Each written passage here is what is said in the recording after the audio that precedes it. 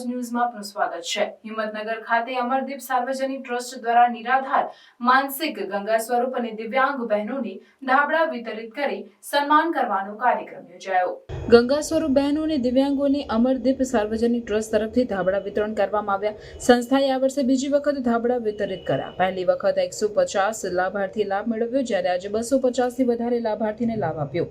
આજના કાર્યક્રમમાં ડીવાયએસપી પટેલ સાહેબ, તેમના ધર્મપત્ની રિમ્પલબેન પટેલ, યશપાલસિંહ ઝાલા, પૂર્વ સરપંચ વક્તાપુર અમૃતભાઈ પંચાલ, સફીકભાઈ આર મેમણ, નિર્મળાબેન પંચાલ, ભાજપ મહિલા મોરચો સાબરકાંઠા ઉપાધ્યક્ષ અતુલભાઈ પરમાર, યુવા વિકલાંગ સંગઠન કસ્તુરભાઈ પટેલ, હરિભાઈ, નારણભાઈ, રમેશભાઈ, કાંતાબેન પંચોલા, જાગૃતિ ગ્રામ વિકાસ ટ્રસ્ટ વિનોદ બ્રહ્મભટ્ટ, વિનોબા ભાવે સેવા સંસ્થાન અને અરકાન ટાઈમ્સ હિંમતનગરના પ્રેસ રિપોર્ટર હાજર રહી પ્રાસંગિક ઉદ્બોધન કર્યા। સંસ્થા તરફથી સુરજભાઈ પ્રમુખ, કિરીટભાઈ પરમાર, મંત્રી તારાબેન, ટ્રસ્ટી ચિરાગ કૃણાલભાઈ તથા સ્ટાફ હાજર રહ્યો હતો।